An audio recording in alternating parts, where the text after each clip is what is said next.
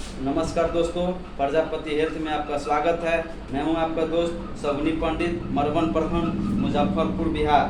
दोस्तों, आज हम बात करने वाले हैं अपेंडिसाइटिस क्या है, अपेंडिसाइटिस किसे कहते हैं, यह अपेंडिक्स क्या हमारे शरीर में है, क्या इसका महत्वपूर्ण है, या क्या काम करता है, अपेंडिसाइटिस होने पर हमें क्या लक्षण प्रतीत होता है, इसका प्रिकॉशन क्या है, इस पर दोस्तों आज हम बात करने वाले हैं। बहुत ही इंटरेस्टिंग वीडियो है।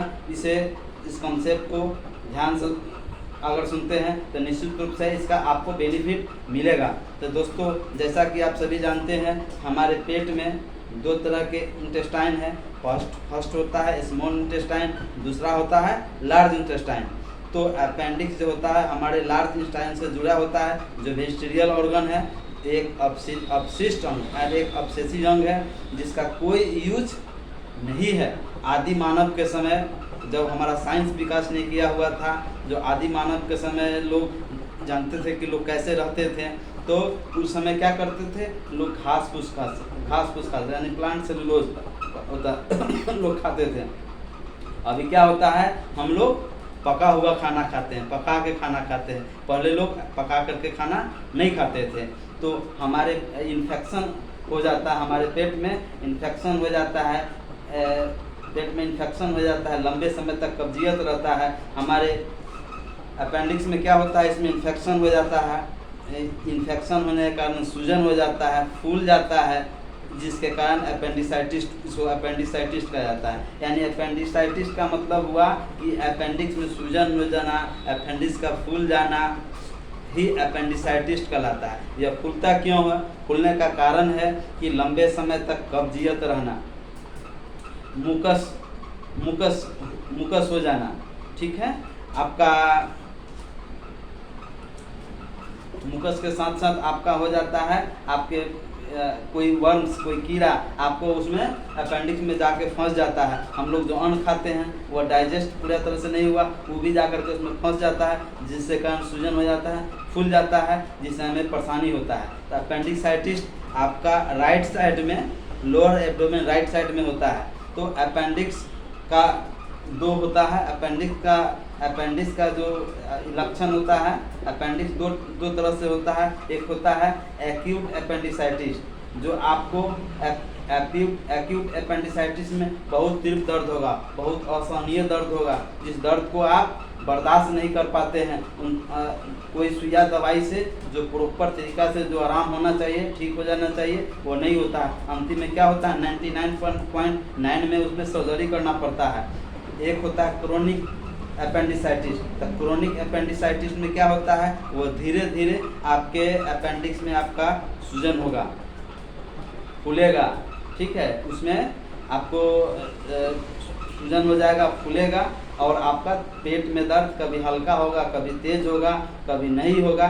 उसमें मेडिकेशन की जरूरत पड़ता है। इसमें कभी कभी जानते हैं कि डॉक्टर उसमें दवाई से भी उसको ठीक कर देते हैं। लेकिन एक्यूट अपेंडिसाइटिस में क्या होता है, आपको दवाई से नहीं ठीक होता है, उसमें सर्जरी करने की आवश्यकता होता है। डॉक्टर उसको पीड़ा करके ऑपरेशन करते हैं। तो ऑपरेशन में भी एक होता है लेप्रोस्कोपिक होता है, वो ओपन सर्जरी होता है। लेप्रोस्कोपिक में इजी होता है, आसान होता है, जो है उसको पेट के अंदर जो है 2-3-4 जगह उसको हल्का 2 इंची 3 इंची के आसपास में उसको चीर करके उसको बाहर निकाल देते हैं।